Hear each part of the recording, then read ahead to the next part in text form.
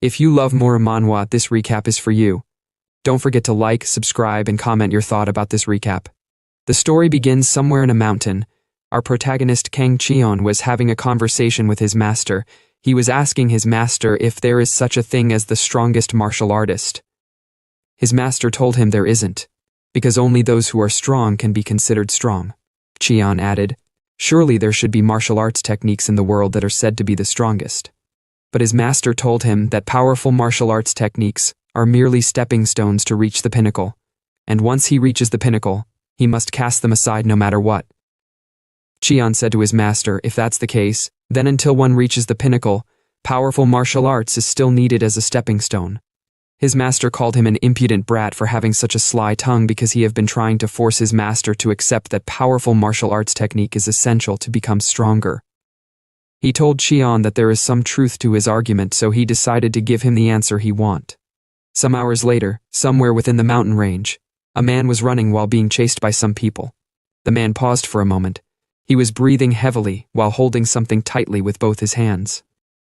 He looked around. He noticed that there aren't just one or two people chasing him, there is another one on the other side, so he wondered if the entire martial arts community of Shandong has been mobilized to hunt him down. Such a force is needed to hunt him down because the item he is carrying is definitely worth it. Otherwise, there is no way a third-rate thug like him can get so much attention from the whole of Shandong. The man is a member of Mengryong sect, a pitiful sect as ridiculous as its name. They are parasites that extort merchants' pockets under the pretense of protection fee. One day, the man never expected that a Westerner visiting their brothel would give him a once-in-a-lifetime opportunity. The Westerner, who couldn't control the tiny guy under his pant, used his own hands to kill himself. After getting so drunk, he told the ladies he was having fun with that he held in his hands something that could turn the world upside down, and after telling them what it was, the girl immediately reported to her boss exactly what the Westerner told her. The man was surprised when he heard what the man had with him, and so after some hours, he killed the Westerner while he was asleep.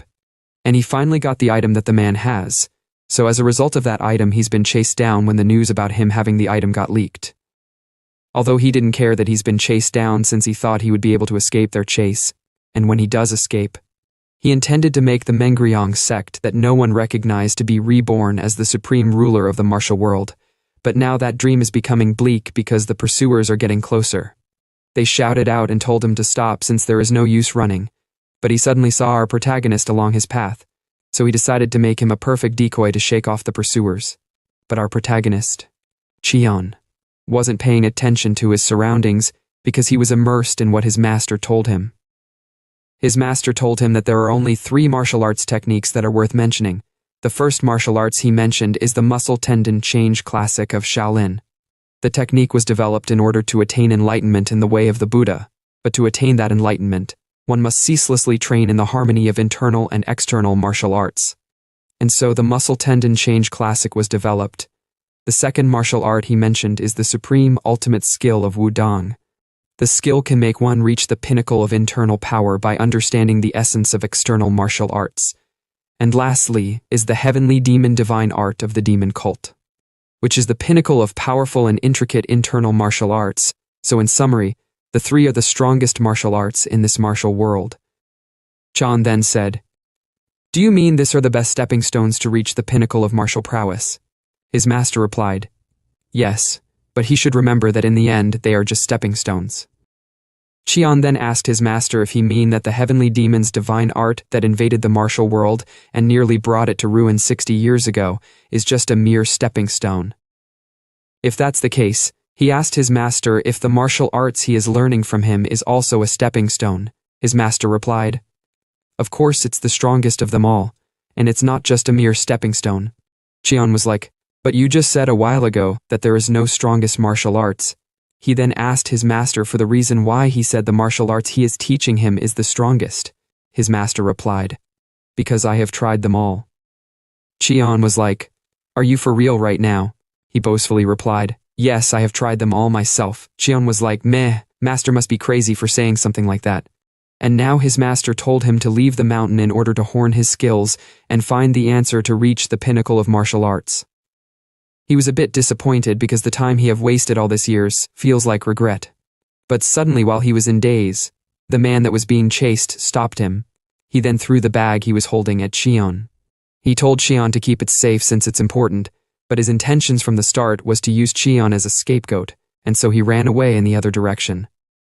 The guys who were chasing him earlier realized that he just passed something to Xion, so they decided to split their force in two.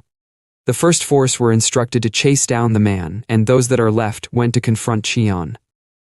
What they were chasing the man for was to take the blood demon jade that was with him, and now they suspected Xion to be part of the same group as the man, since they thought what the man gave Xion was the blood demon jade. The last guy then told them that they should take Xion down whether they're part of the same group or not. Xion, who have no idea what the hell was going on, saw the group of men approaching him, but he later realized that they were after the box wrapped in the cloth. Although he doubted his master when his master told him that he is learning the strongest martial art, but he decided to test what he had learned all this time, and to see if his master was telling the truth or not. And now some scapegoat have appeared before him. So he decided to make them his first prey upon leaving the mountain and entering the martial world. He wondered if there is anyone among the pursuers that have mastered the 3 ultimate martial art that his master talked about, although there wasn't anyone particularly strong among them.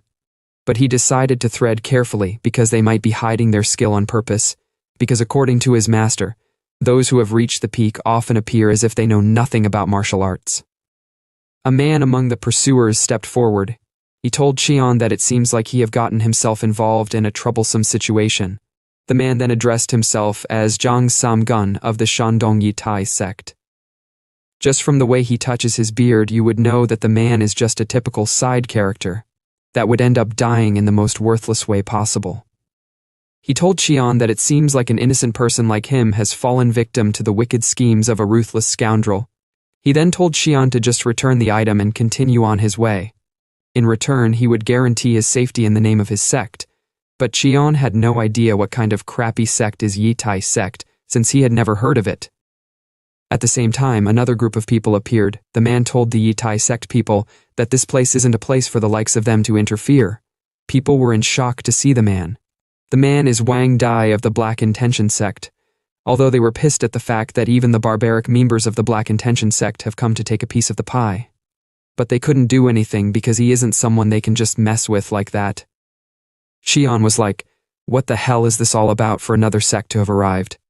Sam Gun vigorously told Wang that this matter is being closely watched by many martial arts sects in Shandong, as well as by the 9 great schools and various noble families, so the people of Black Intention sect shouldn't act recklessly, and they should know their place.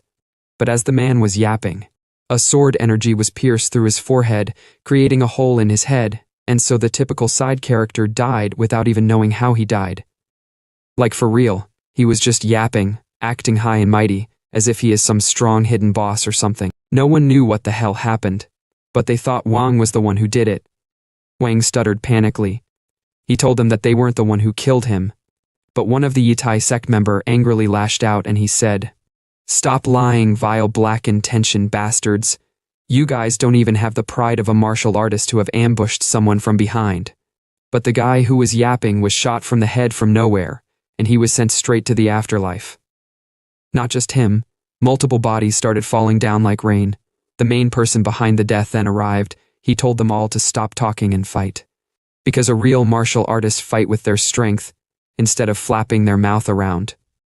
Shivers ran down through their spine as they saw the man. The man is Zhu Xiong, and he is popularly known as a demon. Wang, who has only an eye left with the face that is more ugly than that of a chimpanzee, stuttered. He politely said to Xiong while shivering all over, "How did you get here?" But Xiong gave him a death stare. He said to him, "How dare a wretch like you speak to me?" Of course, people like Wang are always useless as expected.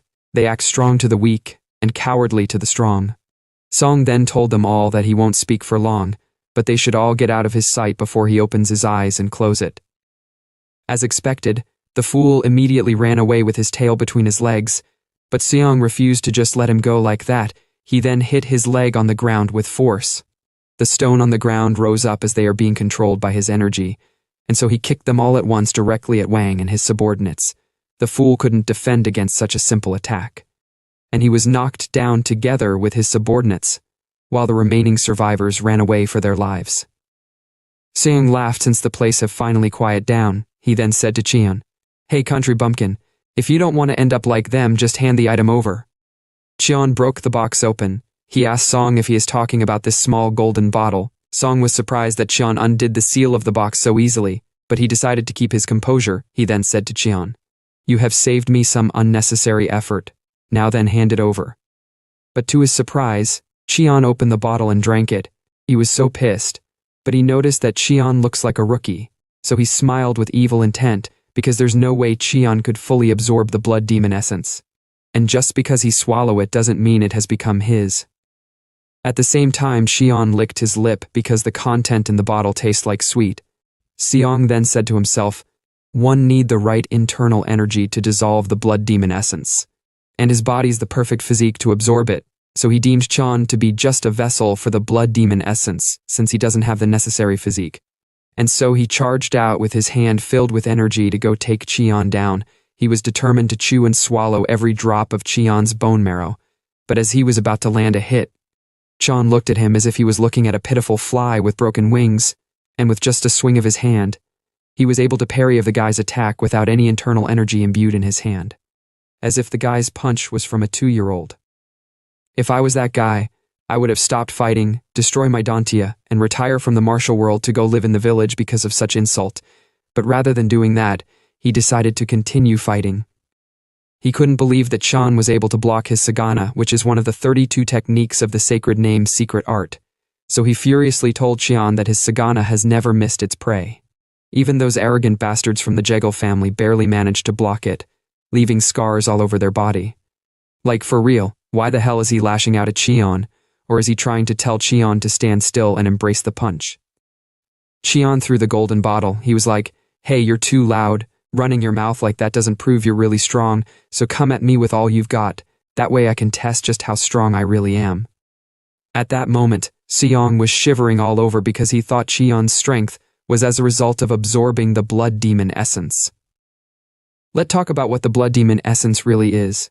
The blood demon essence is a miraculous elixir made by gathering the vital blood of 100 martial arts masters and melting it down with the internal energy cultivation method of the blood demon, and it's said to have terrifying power.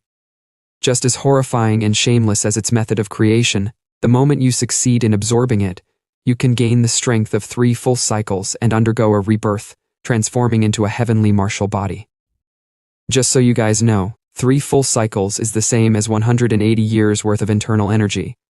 As the demonic cult continued to kidnap martial arts masters to use as ingredients for this cursed elixir, the Righteous Alliance launched a surprise attack on one of their factions, the Blood Sect. Only after a bloody battle and finally defeating them did the existence of the blood demon essence become known to the world, but whether in the hands of the righteous or evil, the blood demon essence would certainly drench the world in blood simply by its existence, and that blood demon essence has now appeared in Shandong. Suddenly Seong angrily roared, which scared out all the birds in the area. Like, I don't really get, is he trying to have some kind of power up like Goku while screaming? If that's the case, he fatally failed at it because his roar was only able to scare birds, and it sounded like noise to Cheon's ear. He couldn't believe that Cheon was still intact after he poured out in so much internal energy into that roar, with the aim to cause at least some damage to Cheon. Cheon sarcastically asked him if making noise is his specialty. He then said to him, "Now that you are done crying, why don't you try your next attack?" Song said to himself that there must be some mistake because there is no way his attack could be blocked. He then looked at Cheon. He noticed that Cheon was full of openings, so he decided to make use of this opportunity to take him down with his full strength. But Cheon already appeared in front of him before he could land his hit. Cheon smiled. He told him that he got tired of waiting, so he came to him. It was at that moment that he knew that he is in big trouble. Cheon then struck him directly at his abdomen where his dantia is located. At the same time, at another scene, the man who was running earlier was finally killed, and on his hand is the same box that he gave to Cheon earlier. The people who killed him deemed his excessive greed to be the cause of his death, since the blood demon essence isn't something a guy like him could handle from the start. But suddenly, they heard a scream. They immediately noticed that the voice belonged to Seong. They deemed it quite surprising that someone as strong as him would be screaming out in pain like that, although he's wild, and an unruly guy with no real foundation. but his skills at least qualify him to go after the blood demon essence. But they didn't care about him. They decided to leave since they have secured the box, but to their surprise, Song's corpse was thrown at them with a big hole in his stomach, and his corpse rolled down the ground. They were surprised to see that Song was defeated, since Song wasn't someone to be taken down easily. Suddenly, they heard the footsteps of someone approaching them. That someone was no other than Cheon. Cheon was surprised to see another batch of people. One of the side characters then rudely asked Cheon to identify himself, but Cheon spoke back, "Who are you to speak to me rudely right off the bat?" The guy was like, "Presumptuous." He then said to Cheon, "How dare you show no respect when the future head of the Jagal family is here?" The so-called future head of Jagal family told the guy to stop talking. He then asked Cheon if he is the one that put Ju Seong in such state. Cheon was like, "Is that guy's name Ju Seong? I don't really know, not like I care, but yes, I dealt with him. I didn't think he would die that easily though." The guy who was yapping earlier couldn't believe Cheon, so he told Cheon to stop talking nonsense since Seong is one of the top 100 martial artists in the current martial world. So, there is no way he would expect him to believe he was taken down by a kid. Cheon was dumbfounded at the fact that the guy is such a high-level martial artist. He then told the yapping guy that there is nothing he can do if he doesn't believe him, but he would entertain him if he still want to fight. And he would definitely make him end up like Seong. The guy couldn't believe his ears. He got really pissed. So he decided to teach Cheon some manners. He then told his underlings to go take down Cheon. They obeyed, and they immediately surrounded Cheon. But to their biggest surprise, Cheon wasn't your average Joe, since he was swiftly dodging all their attacks. The so-called future head of the Jagal family had no idea what the hell was going on, although Cheon's stance was full of openings, but he is dodging all the attacks. So he thought maybe it's as a result of him taking the blood demon essence. The yapping guy called the guys who were fighting pathetic fools. He then charged out to go fight himself, although future Jagal leader tried stopping him but he didn't listen. The guy told everyone to stand back and he would handle Cheon himself. Cheon immediately clenched his fist to counterattack as soon as he dodges the guy's attack. His plan was a success, but as he was about to strike the guy's abdomen, his attack was blocked by the so-called future head of Jagal family. Cheon was like, "You are lucky the punch was stopped, or else you would have been sent to meet Dharma." The man immediately placed his hands behind his back after taking that hit. He laughed, and he told Cheon to calm down since it seems like his people has been a bit rude. He then told Cheon that there is no benefit of turning such small matter into a big fight. So he suggested that they should end their scuffle right here. The man let out a smile just like someone who just found a honey mine. He told Cheon that he is Jagal Shik of the Jagal family, so he kind of politely asked Cheon for his name. Cheon replied, "I am Kang Cheon." As a means of reference, we would be calling the man Shik. Shik then asked Cheon which sect is he from. Cheon replied, "I don't have one." He said to himself that there is no way he can have a sect since he just escaped from a crazy master a while ago. Shik was shocked when Cheon told him that he doesn't belong to a sect, but he didn't question further. He then told Cheon that they'll withdraw for now, and if fate permits they should meet again. So he told his underlings that they should leave. This came as a surprise to them all. The yapping guy told him that they haven't taken the box to retrieve the blood demon essence. But Shik told him that it was all a trick. The blood demon essence in his possession was fake. He then showed the yapping guy his hand. His hand was a bit damaged after blocking Cheon's blow. Also, the fact that Cheon was able to dodge dozens of their attacks with nothing but flawed movements proves that his strength is no ordinary. And such strength at such a young age can only be gotten when one takes the blood demon essence. He was sure of it since Cheon is one who killed Jusong, and he is also the one made his palm looks terrible. His strength at such a young age would only be because of the blood demon essence. The yapping guy then asked him what they should do now. Shik replied, "There's nothing we can do here. We'll have to rely on the power of the alliance." Shik was like, "Damn," as if the appearance of the blood demon essence wasn't enough. Now there's someone who has absorbed it. He was worried because those vicious scheming demons who have been lying in wait might start moving again to get their hands on the blood demon essence. And so they all left the mountain. Some minutes later, Cheon approached the dead man's corpse. He picked up the box that was on the man's hand.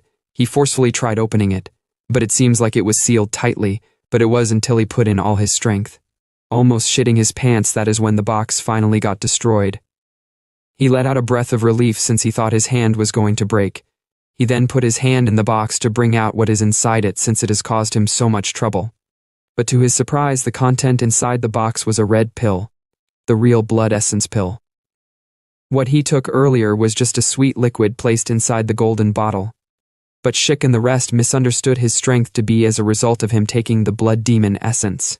Little did they know that the real blood demon essence was right in front of them all along. Some hours later, somewhere within the Jegal estate, Shik reported to Jegal Cheum, the head of the Jegal family, that Cheon has absorbed the blood demon essence. He had no idea how it was possible for Cheon to have absorbed the blood demon essence because, according to what they know, the blood demon essence can only be dissolved with the internal energy cultivation method of the demonic cult. Shik also knew about that, since they shed a lot of blood to learn how to dissolve the blood demon essence. Cheum then told Shik that he can't just expect him to believe that someone new to the martial world managed to dissolve the pill without using the internal energy cultivation method of the demonic cult.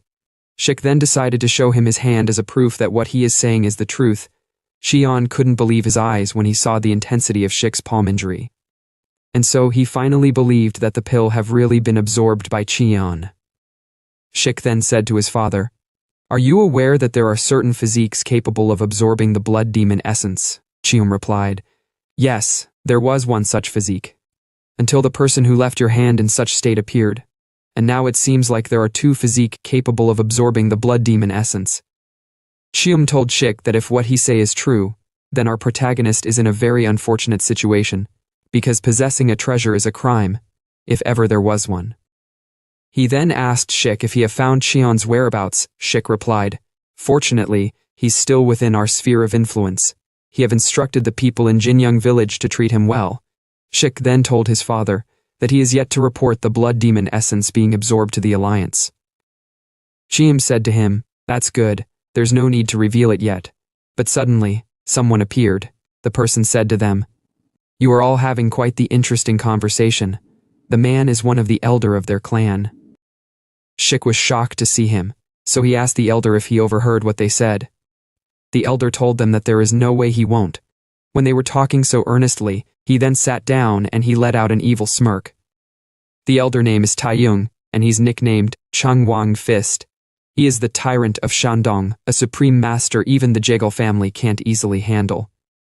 When the power of the demonic cult became overwhelming, the martial world formed an alliance to oppose them. The alliance is called 9 Great Schools. Although Taiyung is not affiliated with the 9 Great Schools, yet he is considered just below the top 10 martial artists of the current martial world. This is why, despite their formidable power, the Jegal family is on edge about his appearance. Taiyung overheard all they said about the blood demon essence. He then told them that it would be better if they all kept their mouths shut about it. Shik said, "What do you mean by that?" Taiyung replied, "It means that what I heard could be forgotten if necessary." There is quite some schemes going on there, each of them trying to outsmart one another. Taiyung then stood up to be on his way out. Shik politely bid him farewell. On his way, Taiyung decided to make Jinyang village his next destination in order to capture Cheon and take the blood demon essence for himself. At the same time, Jegal family head, who was acting as if he wasn't interested, let out an evil smirk because Taiyung have taken the bait without knowing that Cheon have dissolved the blood demon essence. Taiyung rushed out at full speed to Jinyang village. He said to himself that although Cheon might have a physique that can dissolve the blood demon essence, but what if he haven't properly mastered martial arts? Then that means if he take Cheon with him, he can still drain out all his blood and get the blood demon essence for himself. If that was to happen, then he would be able to take the top 10 martial artist spot, since those old top 10 martial artists should have had their fill by now. At the same time at Jinyang village, our boy Cheon is being served tea and treated respectfully. He drank the tea, but he don't get what's so great about drinking it since it tastes bland. And water seems to be more better than it. That aside, he found the people in the village to have ulterior motives since they are treating him so well without any proper reason. He was ready to take them on at any time if they tried to do anything dirty with him, but he calmed down. He decided to try and live peacefully since he had finally escaped his master. Suddenly, Taiyung arrived. He immediately went straight to the point by asking Cheon if he is the one who supposedly consumed the blood demon essence. Cheon replied rudely, "It seems so." Taeyong was quite pissed at how rude he was. But he doesn't care about his character since that wasn't the reason why he came. He then grabbed Xian like a baby and flew out of the village. Xian was like, "What the hell is this dude doing?" At the same time, Taeyong smiled since he had finally gotten the blood demon essence. After carrying Chan to fly for a while, they landed on an empty field. Taeyong looked around to check if there is anyone following him. But what surprised him the most was the fact that Xian had escaped from his hand without him knowing. Xian was like, "Dude, are you smoking or what? Why the hell did you just grab someone and carrying them like luggage?" Taeyong was like, "Sorry, but you'll have to become my elixir." If you guys still remember, our protagonist's name is Kang Xian, so let's start calling him Kang instead of Xian because Xian sounds somehow in the ear. At first, Kang had no idea what Taeyong meant by elixir, but he later realized that what Taeyong meant by elixir is that he want to eat him. Taeyong told him not to worry because when they get to the Alliance, they'll find a way to extract the blood demon essence from his body without harming him, and he'd also be compensated if he cooperate well. Kang said to him, "So all the gibberish you have been saying is that eventually you'd suck me dry, so I should just stick to you like a medicine pouch on your belt?" Taeyong replied. "Your response is kind of cheeky, but you are right." Kang was like, "What if I refuse to let you suck me dry?" Taeyong looked at Kang angrily, and he said, "You want to refuse? Stop joking. When an elder shows kindness, you should be grateful and accept it and get some rice cake out of it." But Kang told him that it would be insane to entrust his life for the sake of some rice cake. The fact that Kang keeps talking back was really pissing him off. He then told Kang that it seems like he needs a good beating to learn some manners. He then charged out angrily to attack Kang. But halfway before the punch could land, he was like, "Damn, I didn't control my strength. I got too worked up by a rookie's provocation and ended up using a lethal move. Such a disaster since there's no point in taking a corpse back to extract the blood demon essence." But to his biggest surprise, Kang blocked his attack with one hand. He had no idea how Kang was still alive after receiving his punch, but he thought that maybe his power is as a result of the blood demon essence. If that's the case, he said to himself that if someone who hasn't even properly learned martial arts can produce such kind of strength by drinking it, then the power would be unimaginable when fully absorbed. Taeyong was really getting excited, and he's tempted to test Kang's strength further. Let's take a pause for a moment. All this fools have been thinking that our protagonist's strength was as a result of him taking the blood demon essence. But what they did not know is that the blood demon essence pill is still with him, and he haven't taken it at all. He doesn't even know the purpose of the pill yet, since he is new to the martial world. He just took it and kept it in his pocket because people were fighting over it, so he deemed it as something that has a bit of value. Taeyong then activated his Changwang fist in order to test how strong Kang was. He then launched multiple jabs at Kang, but Kang confidently blocked all the attacks with ease. Taeyong continued testing out the limits of Kang's strength. He was impressed to see that even though Kang's movements are clearly those of a beginner, but he's managing to discern the strengths and weaknesses of his technique. But what surprised him now is that Kang's power is already surpassing his, and bang, Kang landed a punch on Taeyong's face. Taeyong immediately stepped back. He couldn't believe that Kang actually hit him. Kang was like, "Whoa." He was surprised that he landed a hit since he was just swinging randomly. At that moment, Taeyong realized that Kang's strength isn't from taking the elixir, because an elixir can't teach untrained martial arts skills, he said to himself. It must have just been pure luck that my reckless punch was able to hit its mark. He then said to Kang, "You've got quite the descent punch." Kang was like, "Oh, your mouth is still working." But Taeyong furiously told him to shut up, and he'd make sure he understand exactly who he have messed with.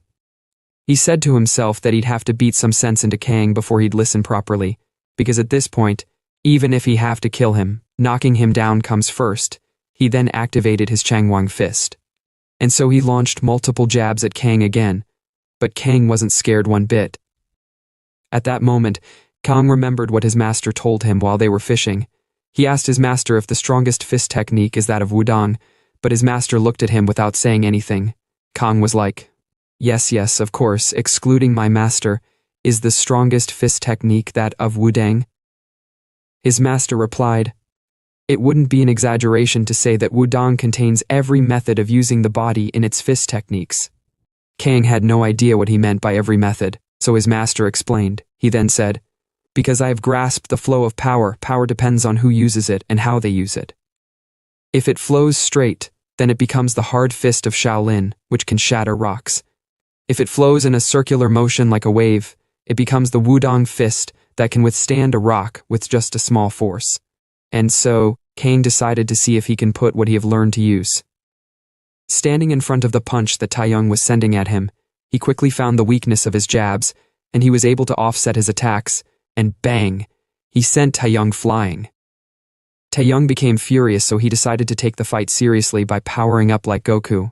The Changwang fist that Taeyong was using is rooted in Shaolin. Taeyong was among those called the Soka disciples. They are those who did not leave the temple and are taught by Shaolin. Taeyong once asked his master for the reason why he won't teach him the Yi Jin Jing. His master told him that there is no reason for him to achieve enlightenment in Buddhism, since he is a secular person. But Taeyong told his master that if he can become stronger than others, then he's willing to learn and understand it. His master angrily called him a fool for misinterpreting the teachings of Buddha, since Buddha have never taught someone to become stronger than others. But Taeyong took his master's words as nonsense, because to him, the logic of the world is that you have to win to become strong, and become strong to win. Taeyong was not satisfied with what he learned as a secular disciple, and he never stopped striving to become the best in the world, so starting from the foundation of Shaolin, he reached the pinnacle of his own martial arts through bloody research, and that is how he came up with Changwang Fist. Kang deemed the aura that Taeyong was exuding to be that of a master. He remembered his master telling him that the martial world is filled with people stronger than him at every step. And now he have come against someone that he deemed at least strong. After successful power-up, Taeyong charged out to attack Kang with the determination to tear him apart. But despite his power-up, Kang wasn't scared, because he doesn't consider Taeyong to be one of those stronger people that his master mentioned, and so he dodged Taeyong's punch.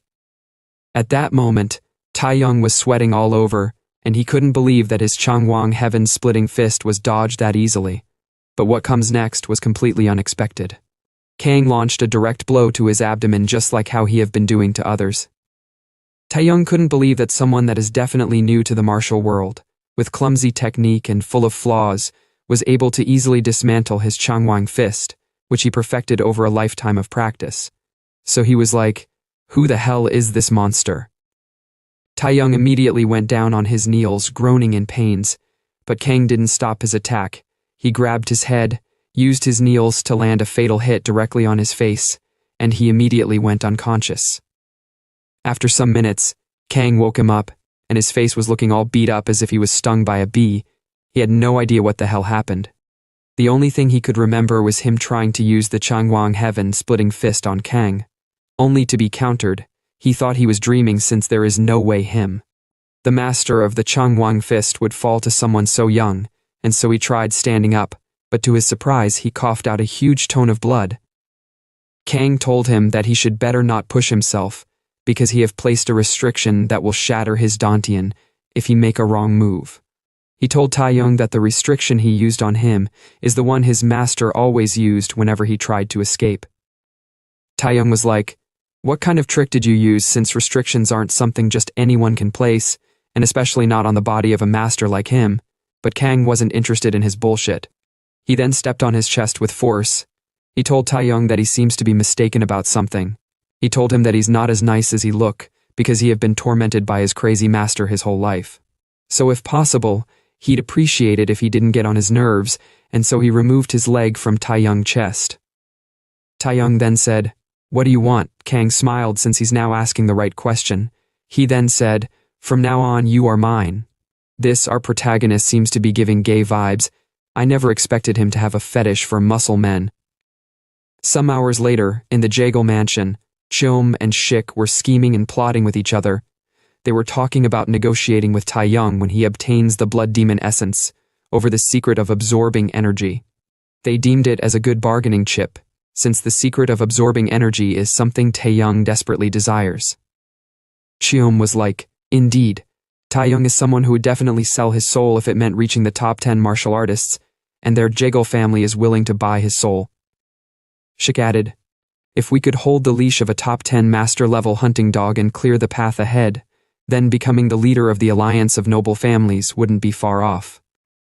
Their schemes and plot were already becoming intense, but they have no idea what is in store for them. Suddenly, someone announced that Taeyong has returned. Shik smiled because it seems like Taeyong have secured the blood demon essence, and so they went out to meet Taeyong. They were surprised to see how beat up Taeyong's face was, so they asked what happened, but Taeyong didn't reply. Rather, Taeyong told them that from now on, he have decided to take Kang as his disciple. Kang then said politely, "I am Kang Cheon, please take care of me seniors," but Shik and Cheon wasn't happy about it since it seems like they have been outplayed. Let's go back to the time before they arrived at Jagal Estate. Kang told Taeyong that he should become his subordinate since it's the natural cause of someone that has been defeated. Besides, he hold his life in his hands. He told Taeyong that he have made it so that he must receive the Chugungwa blood extraction from him once a month, or else he would end up dying. But Taeyong laughed out loud. He told Kang that he might as well kill him. He then said, "You may not know this because you're stuck in the mountain, but my name Taeyong is widely known as just below the top 10 martial artists in the world. So there is no way you'd expect me to serve a young green brat like you just to keep my life." He added, saying, "Dying a disgraceful death on the streets would be a more honorable end for a martial artist than becoming such a laughing stock." Kang said to him, "You martial artist are really something else. You value your precious life far less than meaningless name. But I understand how you feel because I wouldn't want to tarnish the name Taeyong even if I make you my subordinate since he need his name for a reason." He then told Taeyong that he can make him stronger, so he should reconsider his offer. Back at the Jagal clan, Shik and Cheon were angry at the fact that Taeyong chose Kang as his disciple. They thought Taeyong was just a brute who only knew how to use force, but they never expected him to use his brain. Shik then said, "Now that Taeyong, who's close to being one of the top 10 martial artists, has secured a young disciple who swallowed the blood demon essence, and with his name Changwang Fist, he can build power." Cheom angrily slammed the table because if Taeyong power increases, then they'd be nothing more than dogs chasing after chickens, and their plan to put a leash on him would completely fall apart. Shik then told his father that there is still a way out.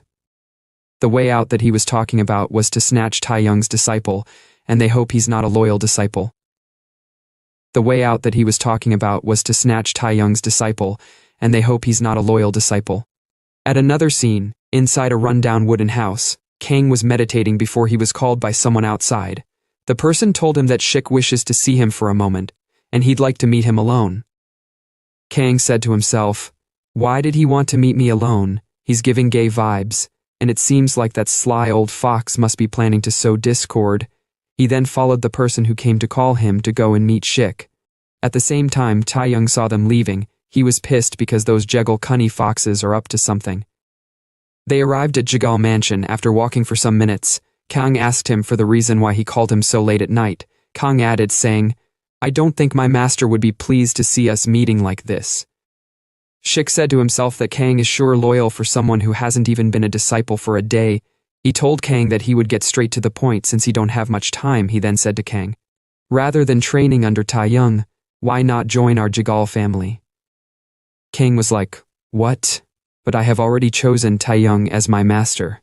Shik said to him, "You know as well as I do, that even though Taeyong is a master, he has no foundation or power. In other words, even if you become his disciple, no one in the martial world would recognize you."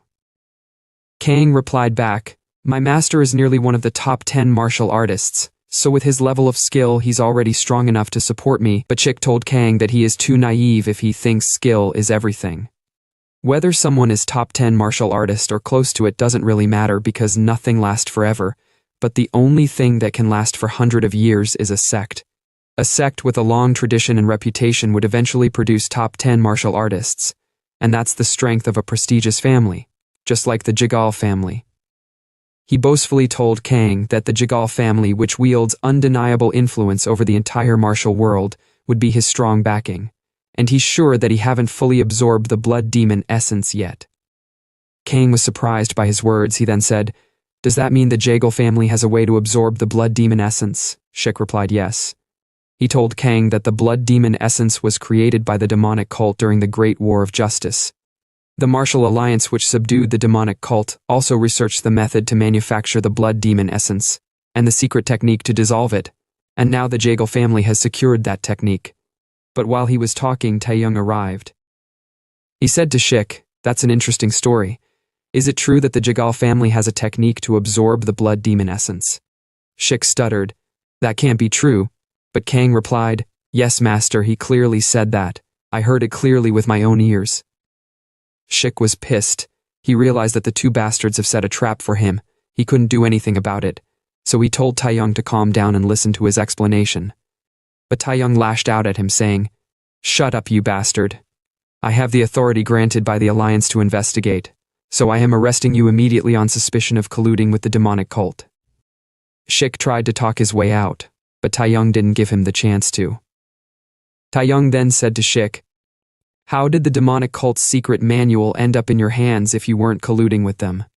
At that moment, Shik realized that he had fucked up since he was caught red-handed. Kang then said, "Master, if I may ask, what is the punishment for someone who colludes with the demonic cult?" Taeyong replied, "Of course it's death." Shik was speechless since he had nothing to say. Kang asked Taeyong if he had the authority to execute on spot since he is an inspector. Taeyong replied yes.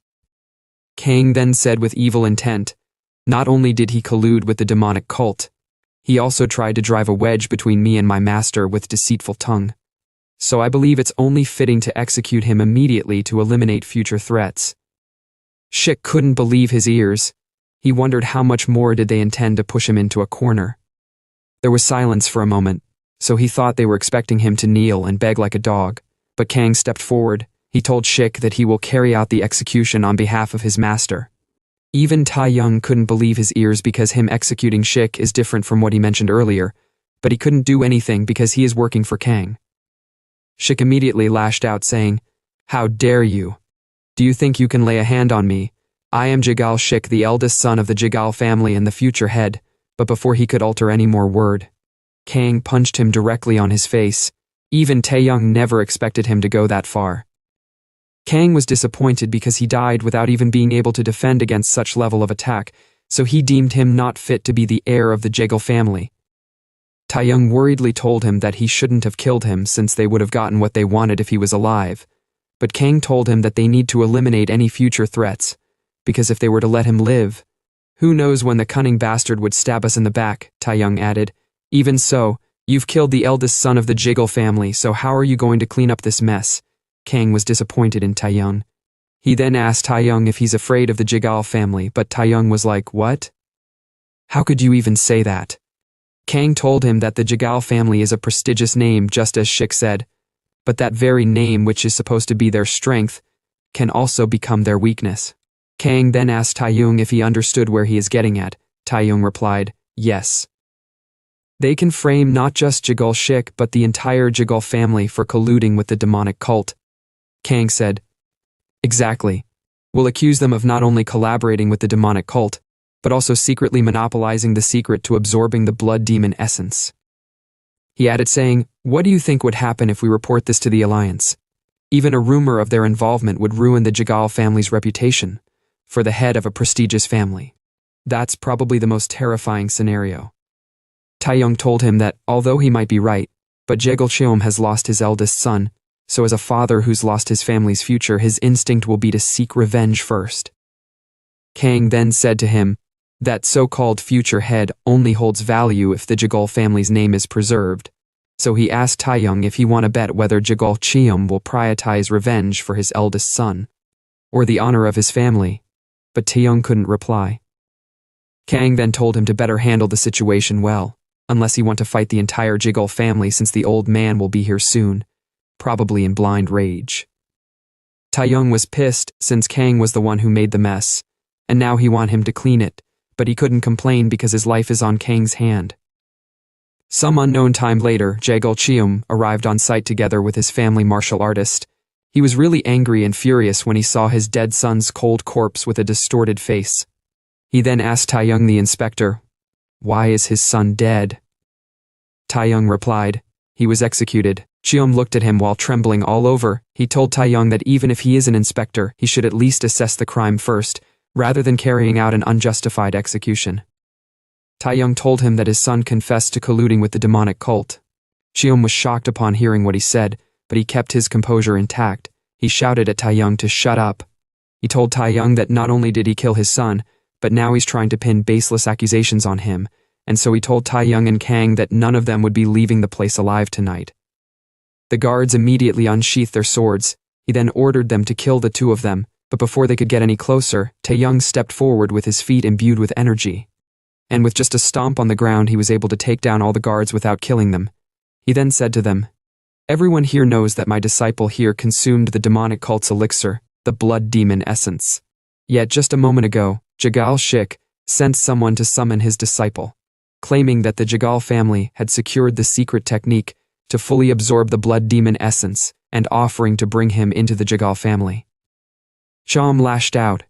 He told Taeyong to stop saying lies, but Taeyong didn't say anything. Rather, he looked at the two guards of Jagal Shik. The two couldn't refute what he said because they knew he was telling the truth. Taeyong then said with vigor, "As an inspector of the Alliance, I ask the Jagal family this. How did a secret manual of the demonic cult end up in the Jagal family's possession? Answer me, Jagal Chium. Why are you keeping such a dangerous text?" But Chium couldn't reply since he knew that Taeyong's claim was right, so he told Taeyong that it seems there's some misunderstanding. Taeyong then told the people of Jagal family to listen well and make their choice. Will they oppose him and live on as a family that betrayed the Martial Alliance?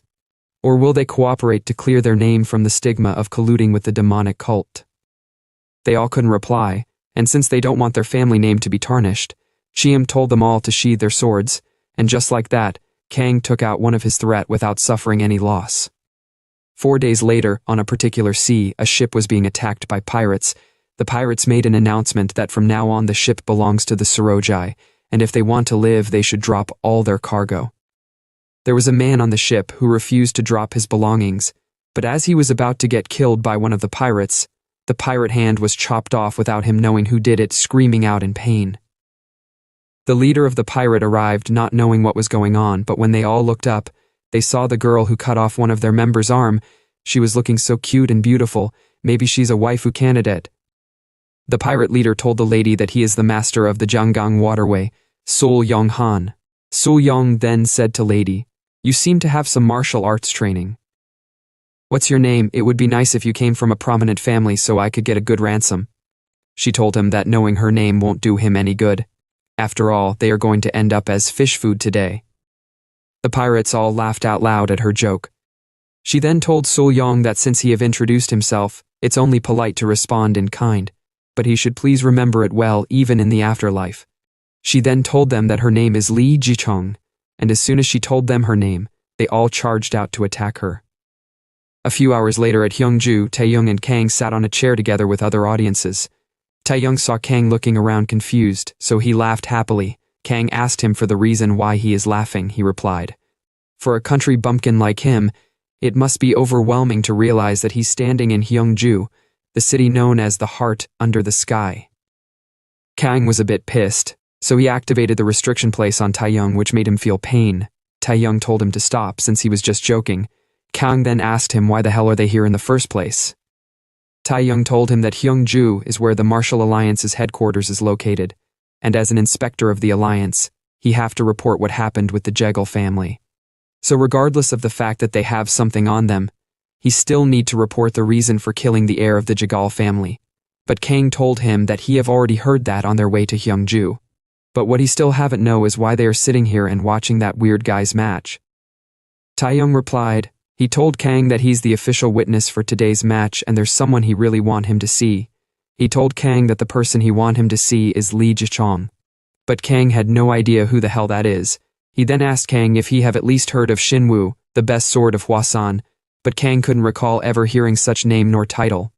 Taeyong was really pissed at how foolish Kang was, so he told Kang with vigor that Shinwu is the best sword of Hwasan. He's said to be among the strongest among those who didn't make it into the top 10 martial artists. Some even say that his skill rivals that of the top 10 martial artists.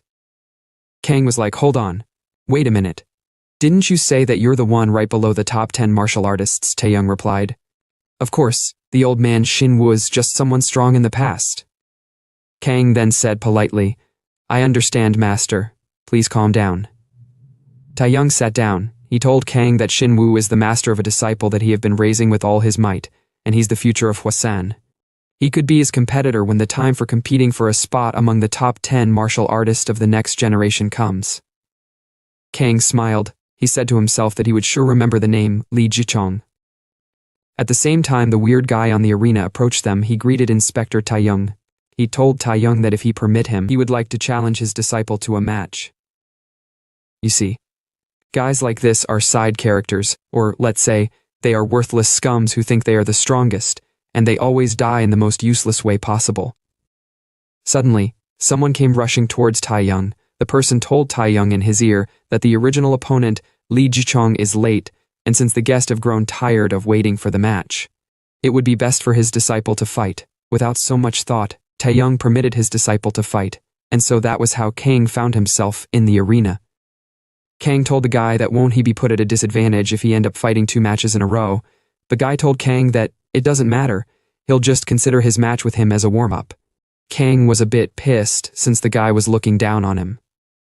Taeyong said to himself that the guy whose name is Jomgangjo Madan is the top disciple of the dark spirit Huigon, and now a disciple of Huigon who is one of top 10 martial artists, is fighting against his disciple. Although if Kang was to win, his reputation would rise as well, but for some reason he feel like rooting for Madan. Kang told Madan that he would make sure not to hurt him since it's just a warm-up, but Madan told Kang that although he's taking their fight as a warm-up, but he's not planning on being so kind since he never learned how to fight without killing his opponent. He then activated his claw, which is his weapon. At the same time, Kang was ready to make him regret his words, so as soon as the drum sounded their battle began. Madan immediately took an offensive stance, but Kang was busy doing some weird stance. Even the audience were laughing at him for doing such a stupid stance. They were laughing and making mockery of him for being an unworthy disciple of Taeyong's. Even Taeyong himself was quite pissed. He couldn't believe that Kang was able to block and dodge his move with that sloppy stance. But he said to himself that if Madan dares underestimate Kang, it'd cost him big time.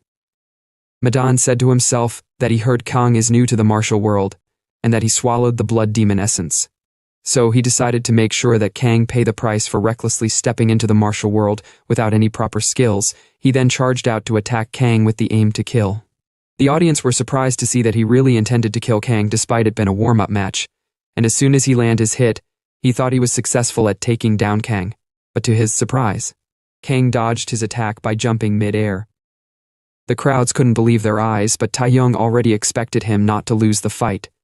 Madan had no idea what the hell was going on, nor how Kang was able to dodge his attack.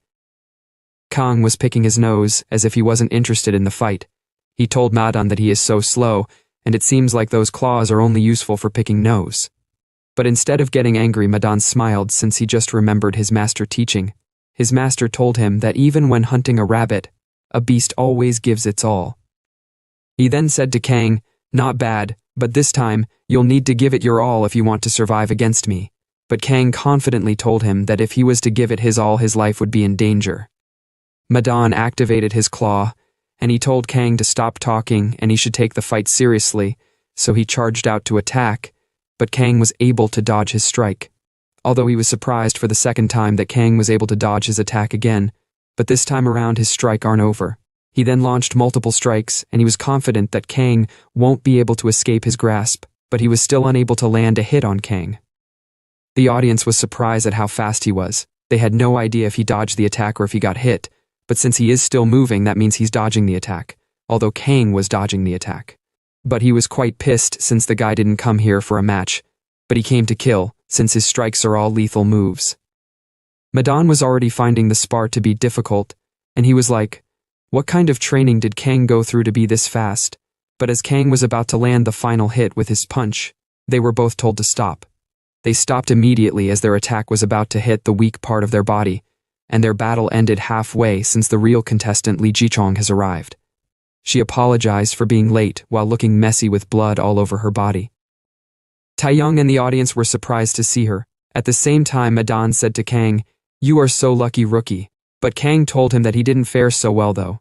Madan was like, "What do you mean?" But Kang didn't respond. One of the arena supervisor immediately approached Jichong.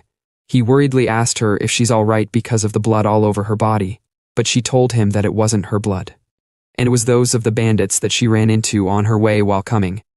and their leader is a man named Sul Yong Han. Everyone was in shock when they heard the name Sul Yong Han. They couldn't believe that she killed the master of the Zhonggang waterway. Even Taeyong was surprised because Sul Yong may have been a ruthless bandit, but his skills were said to be impressive enough to catch the attention of masters. But Kang told Taeyong he isn't interested in knowing the guy, so he should keep his explanation to himself. Taeyong lashed out while telling Kang that he lacks the proper attitude to learn. Madan and Jichong battle began. Madan was like, Hwasan has really fallen. How desperate must they be to stake the future of their sect on a mere girl, although she might attract attention with her pretty face. But he's going to make sure that such a beauty fall today at his hands. There was no movement for some seconds, so Jichong decided to attack first, and so she started doing all those awkward dance in order to prepare for a battle technique. But there would always be some people that would be amazed by those stance. Not me, though. Taeyong was amazed to see that she's starting the 24 movements plum blossom sword technique, so he started explaining to Kang that at its peak, it blooms like plum blossoms. But Kang was like, can you stop explaining, master? I already know that much. Jichong continued doing her unimpressive movements, but there were some goats that were impressed by it. Madan immediately attacked, since he couldn't wait for her to finish preparing her attack. He launched multiple strikes at a very fast speed, but Jichong was still able to parry them off, although she was having quite the difficult time blocking all the attacks. The crowds were surprised to see that Jichong is being pushed back. At the same time, Madan smiled. He said to himself that his master should watch closely. Whether it's Changwang Fist or Hwasan, he would defeat them all. And he would make the name of Homon resound throughout the martial world. He then launched a lethal strike, but Jichong dodged it, and it was only able to cut her hair. Taeyong said to himself that Homon's speciality is its unpredictable and ever-changing techniques, and for a young prodigy like Jichong with lots of training but little real combat experience, the battle would be a tough one for her. He then said to Kang, my brilliant disciple, who do you think will win? Kang replied, the girl will win. Taeyong was surprised by what he said, because the girl is being completely overwhelmed, but Kang told him that although she's overwhelmed, but she's still blocking all the attacks. Taeyong said to himself that what Kang said is true, but it doesn't look like she'll have any chance to counterattack. Kang then said, it's about time, and as soon as he said that, Madan felt something strange. It was as if his body wasn't in rhythm with him. Jichong, who noticed his weak moments, immediately activated her technique by doing her weird movements, and bang, she struck Madan, but Madan was able to block it. The girl didn't stop at that. And as she was about to launch another strike, she noticed that something was wrong with Madan. So she immediately retracted her sword, and to her surprise, Madan coughed out a huge amount of blood. Taeyong couldn't believe his eyes. Kang then said, it's happened exactly as I planned. Madan should have gauged his opponent better and act more cautiously. At first, Taeyong had no idea what he meant, but he realized that Kang was the reason why he coughed out such amount of blood because of the punch earlier that almost hit Madan's abdomen. And so the prideful guy died in the most useless way possible, without even knowing what exactly happened. The audience were in disbelief at the fact that Madan lost the spar. Even Jichong couldn't believe it herself. Some hours later, at another scene in Haomun's sect, Madan's corpse was brought back to his sect to be inspected.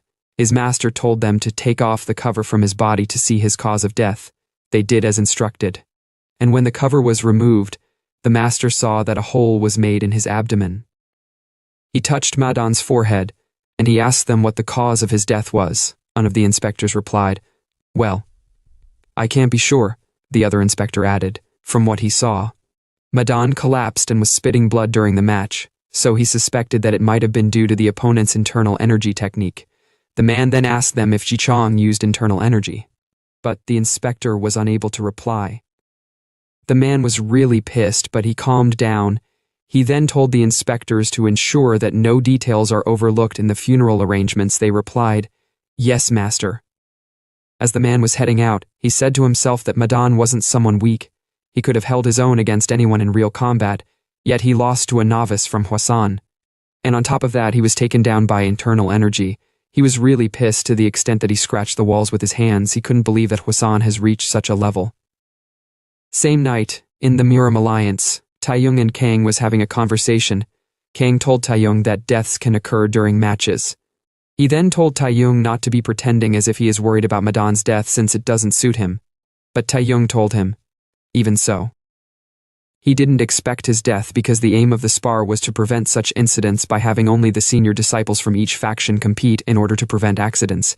But Kang told him that if Madan had won, Jishang would have been dead. Taeyong was like, whatever. He then told Kang not to act recklessly since the atmosphere is tense. Kang said to him, "Why should I do that?" Taeyong didn't reply at first, but he shyly replied, "Because you're too strong." Even him don't want to admit it. He then told Kang that standing out won't do him any good.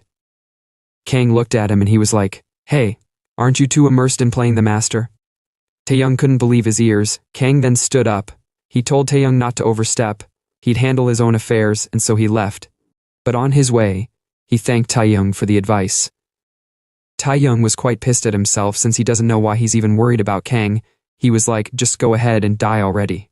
At another scene, inside the Martial Arts Alliance banquet hall, while everyone was enjoying themselves, Jishang stepped out of the hall.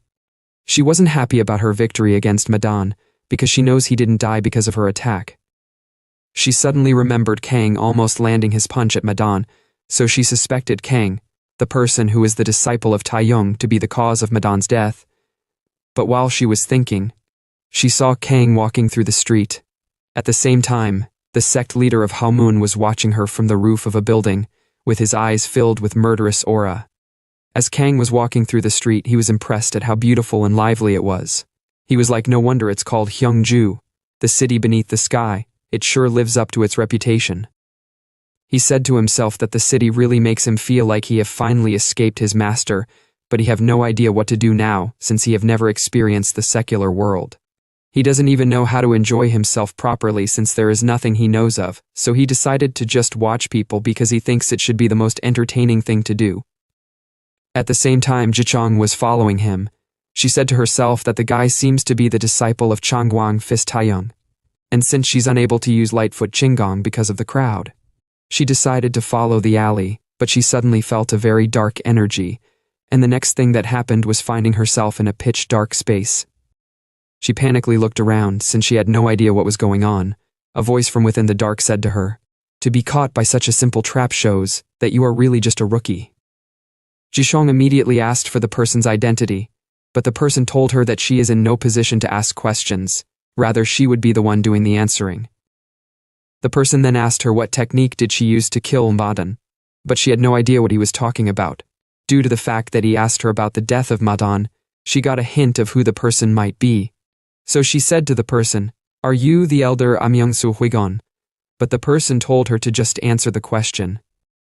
As a means of reference, we would be calling the man Huigon. Huigon then asked her again, "When you killed Madan, did you use internal chi manipulation?" She replied, "No, I didn't." Huigon suddenly got pissed since he thought she was lying, so he attacked her with his energy. At that moment she was unable to move. Huigon then appeared before her. She said to him as soon as he revealed his identity, "What is a top 10 martial artist like you doing by attacking a weak girl?" But he didn't respond. Rather, he grabbed her neck tightly.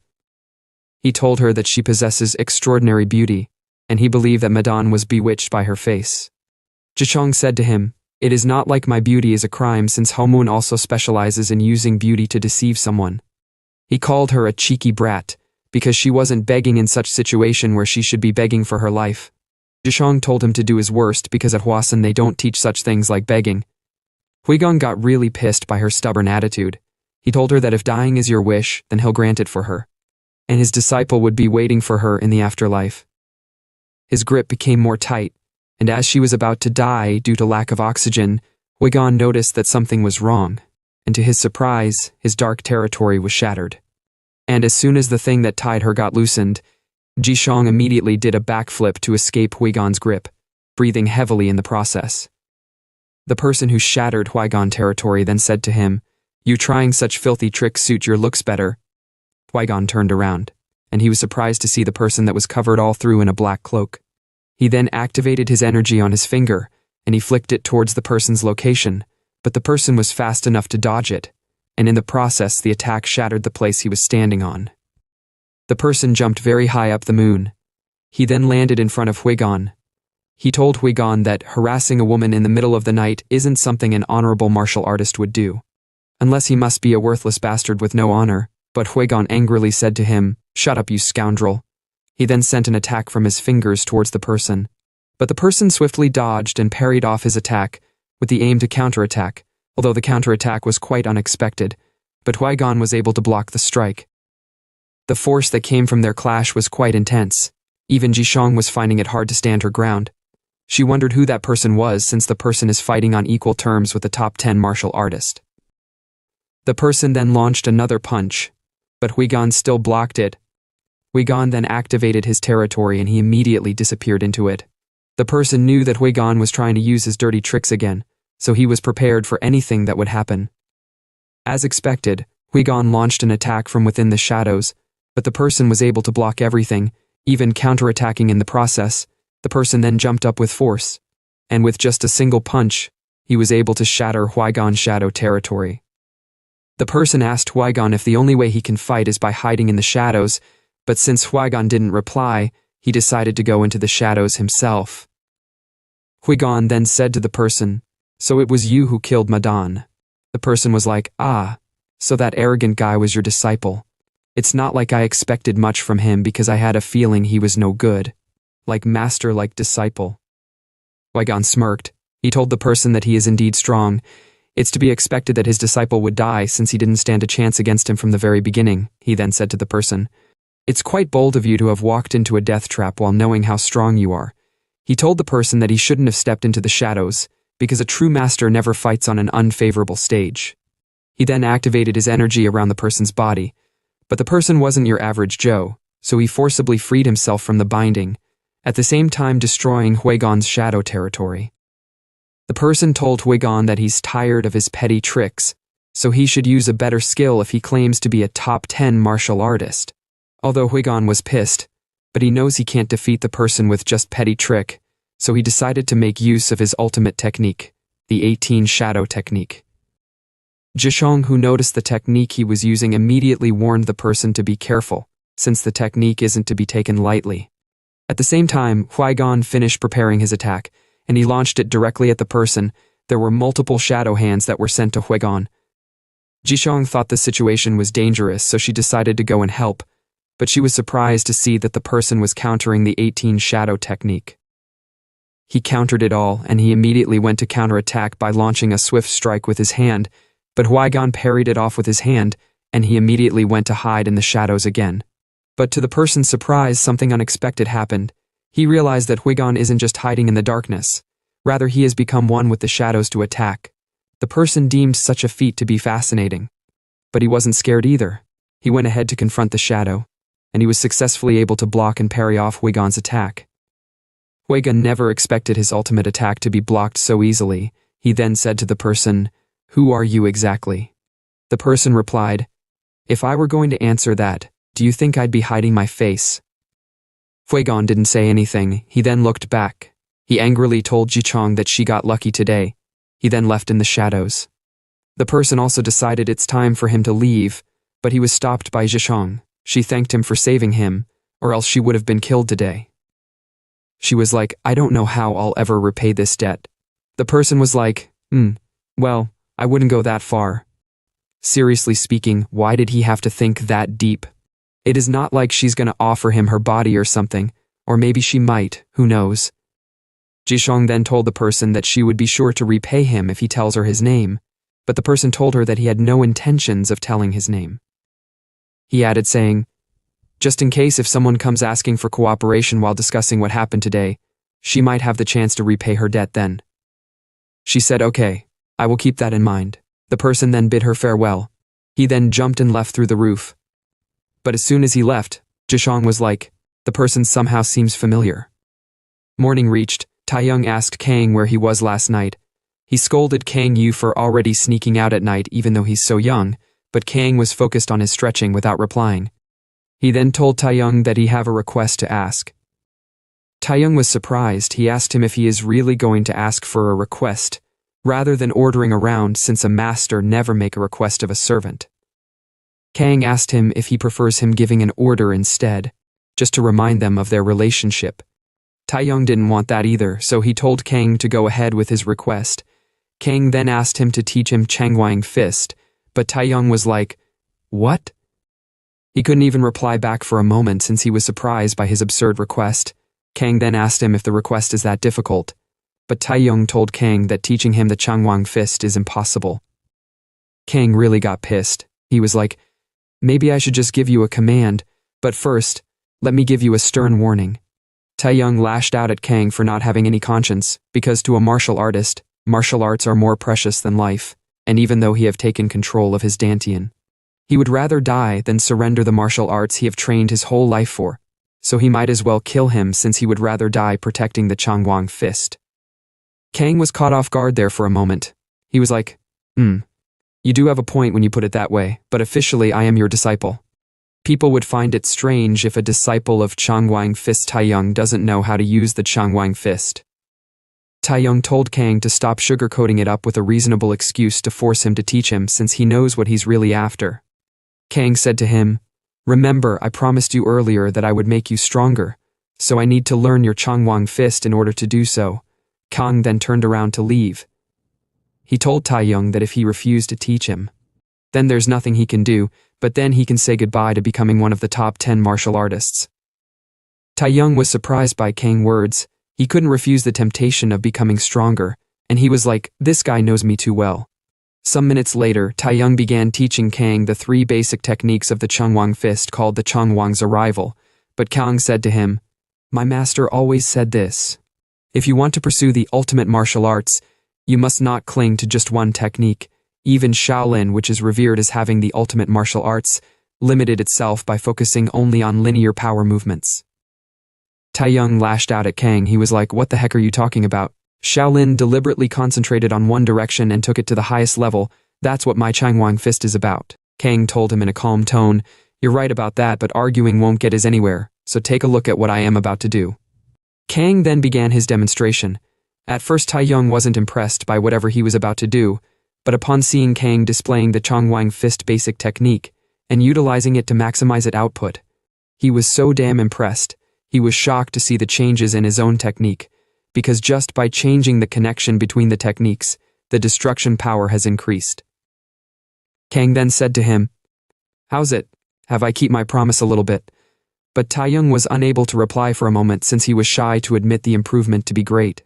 So he asked Kang without a single ounce of shame if he should teach him a bit more of the Changwang, but Kang was like, aren't you the one refusing to teach me earlier? Suddenly, someone came to meet Taeyong. He told Inspector Taeyong that a letter has arrived from headquarters.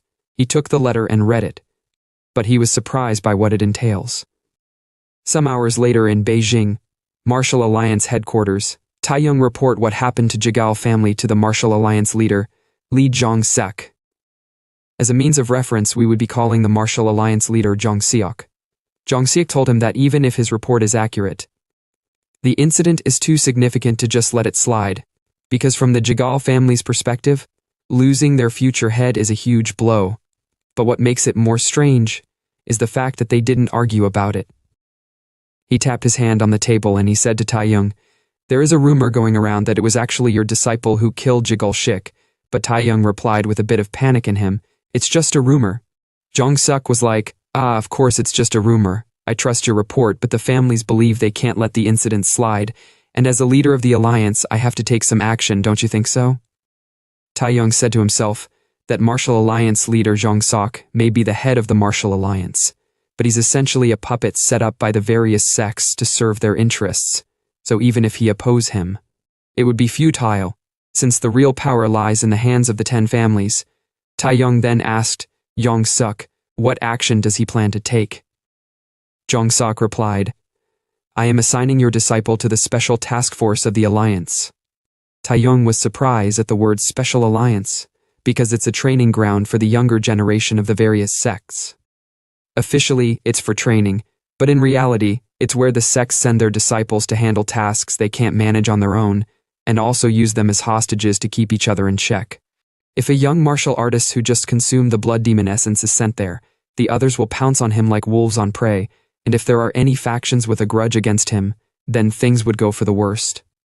Zhongseok told him that there is one more thing. He want him to take command of the task force. Taeyong was like, do you mean me? Zhongseok replied, of course, or don't you want to? Taeyong told him no, of course. It would be an honor. But isn't that position usually held by a top 10 martial artist? Even the current commander of the task force, Namgung Chong, is a top 10 martial artist. Jong Sok said to him while about to drink his tea. Does it say anywhere that the task force commander must be top 10 martial artist? Even Namgung Chong should be retiring soon, besides. The generational gap is becoming too wide. Taeyong said to himself that what Jong Sok said is nothing but a convenient excuse, since he's planning to throw Chong into the mix while knowing it will cause trouble.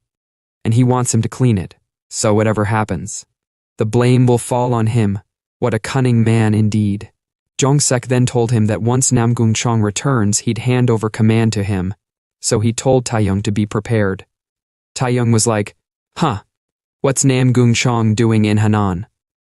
Jong Seok replied, there are rumors that remnants of the demonic cult have appeared. Taeyong said to him, if they're just remnants, there's no need for an old man like him to go out personally. Or is there something I don't know about? Jong Seok replied, there have been reports of Jiangxi appearing, and it might even be a poisoned Jiangxi, so Namgung Chong has taken the first squad of the task force to eliminate them. Taeyong asked him if the first squad he's talking about is the squad he is thinking about. Jong Sok replied yes, that child is among them. Some unknown time later, somewhere in Hanam, in a mountain, there were numerous corpses on the ground, and they were all being attacked and killed by a Jiangxi, and as the Jiangxi was munching the person it just killed. It was attacked by a sudden sword energy, although it tried dodging it, but its hand was cut off, and it was done by a man named Namgung Chong. Chong was pissed since the demonic cult bastards have finally created a monster. The Jiangxi rushed to attack with it one hand. Such a monster would still try to bite even if all its limbs are severed, and the only way to kill it is by cutting off its head to incapacitate it. And so Chong chopped its head down, but it was still struggling, so Chong pierced its head with his sword. Chong was like, true to its name, it's relentless to the end. He then asked his underlings how many poisoned Jiangxi are left. The person told him that they have dealt with 2, so there's 1 more left. Suddenly, someone came rushing over. He told Commander Chong that he should come take a look at something. After walking for a while, they arrived at a place where a Jiangxi was killed. Chong was surprised to see the Jiangxi corpse, but he deduced that it must be the doing of the kid named Sangyeon Rin. The kid is known as the hope of the martial world who might break the top 10 masters system that have lasted for decades, and the guy is known as the next generation greatest martial artist. Honestly, I don't know why the guy is jumping up to the sky. Maybe it seems like he is fighting something in the sky. Some unknown hours later, at the Special Task Force training ground, many martial artists were training, but as soon as a guy came over, they started covering their nose because he smells quite bad. Even the guy didn't realize he was smelling until he smelled himself, so he immediately apologized shyly. Someone approached him, and he said to the guy that he thought he smelled something foul, but it turns out that a beggar walked in. The guy who was smelling was like, oh, it's you, the one they call the 3-talent Namgung Cheol. Cheol was surprised that the beggar knew him. The smelling guy was like, of course, your reputation is well known in the martial world, and you're known as the #1 candidate to inherit the Namgung family, known for excelling in 3 areas. Cheol was feeling himself at that moment, but he acted as if he doesn't care about praises. He said to the smelling guy, is my name that famous? The smelling guy replied, indeed. He told Cheol that first, his swordmanship is exceptional. The second is that he have a talent for poetry and literature. And the third is, he have a way with women. Cheol was like, what the hell are you talking about? But the other guy in the area started laughing because what the smelling guy said was true. He then asked the smelling guy about his identity.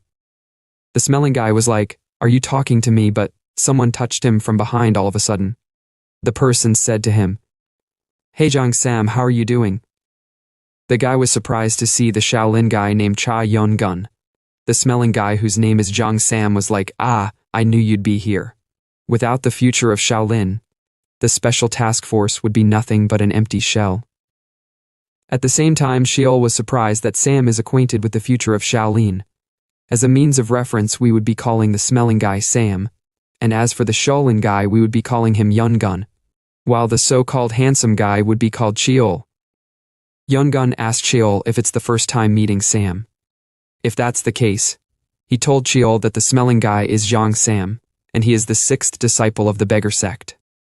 Cheol was surprised that Sam is a 6th disciple. Sam asked Cheol if he's surprised that someone as young as him is already at the 6th knot, so he told him not to be too surprised since he have got some luck. Cheol said to himself that he knows about the hierarchy of the beggar sect. The sect leader is at the 10th knot, the guardians are at the 9th knot, and the key masters are at the 8th knot. But what's surprising is that someone his age is already at the 6th knot. Sam then asked them who else besides them have arrived, but to his surprise he saw Li Jishong, and over at the other side is the Ice Princess of the North Sea, Seol Aeron. He was like, it's hard to say which of them is beautiful, but he was surprised to see that Cheol was already blushing for the pretty girls, so he placed his hand on Cheol's shoulder, and he said to him, as expected of the 3 talents, always after pretty girls. Yun Gun then asks Sam if he knows who the person that just arrived is, but Sam doesn't know about our protagonist since he haven't seen him before, but he suddenly remembered who he was. So he told them that if his information is correct, the person is the one who consumed the blood demon essence. Upon hearing the blood demon essence, they realized that he is the one they say Changwang Fist Taeyong took as a disciple. Suddenly, an announcement was made that Namgung Chong has returned, and as soon as the door opened, the person that came through it was the top 10 martial artist, Namgung Chong, together with some injured martial artist. And as soon as Sam saw their sorry state, he was like, so Jiang Shi appeared in Henan, and it seems even the first squad of the special task force had a hard time. Yun Gun and Shaw were wondering how the hell does he knows everything. But what surprised Sam the most was when he saw the monster they say is the next generation's greatest martial artist. Not just Sam, everyone was surprised to see him, but the most surprising thing was when Kang and the guy eyes clashed. Sam said excitedly, oh, have they recognized each other? The future of the martial world trained by a top 10 master, and the successor of the Changwang Fist who consumed the blood demon essence. At another scene in a particular room, a light blue liquid was spilled on the ground, and in the room was a man holding a girl with blood flowing through her mouth and her nose. The girl's hand was covered in something that seems like a poison.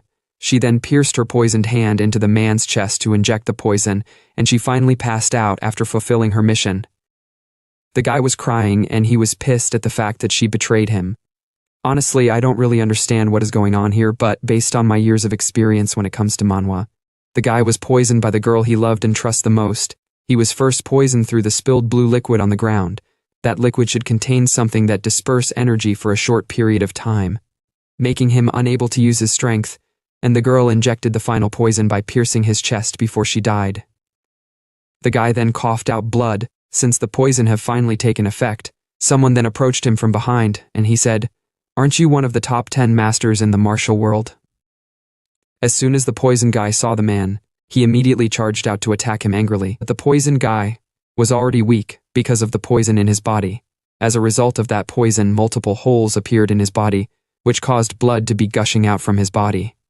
As if multiple holes were dug into his body, and so his attack was ineffective. He was then taken down in one strike by the man. The man said to him, a genius who has reached the pinnacle of poison mastery, welcome to the land where poison overflows.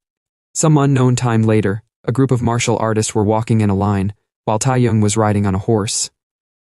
The martial artists were already sweating and getting tired. Even Cheol was sweating all over due to the scorching sun. He was like, so this irritating environment is the source from which the Sichuan Tong clan extracts poison. No wonder even insects and frogs would get poisoned. He added, saying, even though their mission is to mediate the conflict, but it feels like they'll be steamed to death before they even meet those man tribe folks. He then decided to ask Sam something. But Sam told him not to talk to him because even opening his mouth is exhausting, but Cheol didn't care either. He then whispered at Sam's ear. He asked him if it is true that the Taeyong martial artist has reached Hwakyung. Just so you guys know, the formal name for Hwakyung is Jowakyung. It is the first stage becoming an absolute master.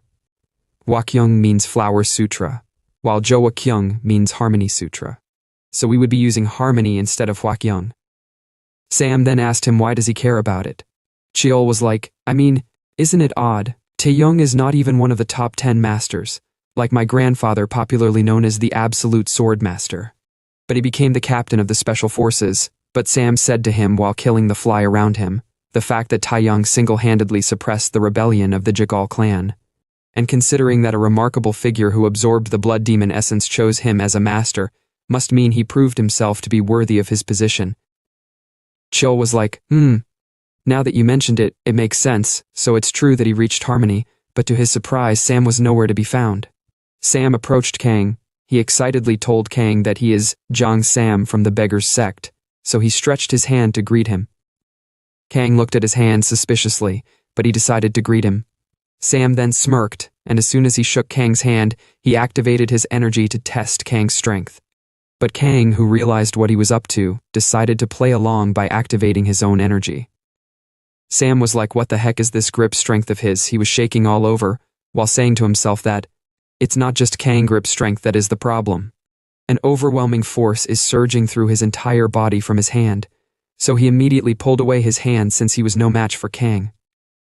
He said to Kang while massaging his hand, come on dude, if you can't control your strength, how will you master martial arts properly? You seem like the type who'd break a spoon while eating. He then said, anyway, did you hear anything about the mission from Master Taeyong? Kang replied, actually I was about to ask you that, Kang added saying. The information network of the Beggar's Sect is famous across all of Miram. Some even say that the Beggar's Sect truly rules Miram, but Sam told him to stop saying nonsense. Maybe if it was the Shaolin or Wudang, they would deserve to be called the sect that rules Miram, but not the Beggar's Sect. Kang said to him, no one can conquer the word with brute force alone since information is the most crucial key to handling crises. Besides, aren't you a high-ranking master, one of the 6 elders of the Beggar's Sect? Sam asked him how did he know about him being an elder. He said to himself that somehow, it seems like Kang information network is better than his. He then decided to reveal a bit of heavenly secrets just because he is Master Taeyong's prized disciple. But Kang said to him through telepathy, let's get straight to the point. Sam realized that Kang wasn't the kind to beat around the bush, so he decided to start explaining from the important part. He told Kang that the genius martial artist of the Sichuan Tang clan, Tang Suk Gun, naturally participated in the Great War. At that time, aside from the heavenly demon, the one who put the Martial Alliance's forces in a difficult position was none other than Poison Demon, the epitome of poison. But at that time, the one who saved the Alliance was the 4 heavenly poisons Tang Suk Gun. He had deep knowledge in venom arts, which made him exceptionally skilled in curing poisons as well. So many believed Suk Gun ultimately decided the outcome of the Great War. So it's no surprise that he's among the top 10 martial artists. However, geniuses who focus intensely on one thing often go mad. And it's said that he caused many strange incidents because of his eccentric personality. Kang was like, what about now? Does he still cause any incident? But Sam told him with a pale face that he has gone missing. Let's go back to what happened last night in the Sichuan Tang clan. Taeyong was at a meeting together with the elders of Tang clan, and they were talking about the disappearance of Tang Suk Gun. Taeyong, who was surprised, had no idea what they meant by Suk Gun disappeared, so he told them to explain, but they told him that it's a bit embarrassing to explain. Taeyong said to them, Suk Gun disappearance wasn't mentioned in the report, so why are you telling me this now? One of the 2 elders told him that they were concerned that if they honestly revealed Tang Suk Gun's absence, the Alliance might not send their special forces. There was silence in the room for a moment. Taeyong then said to the man, don't tell me you expelled Suk Gun. The man panically replied, does that even make sense?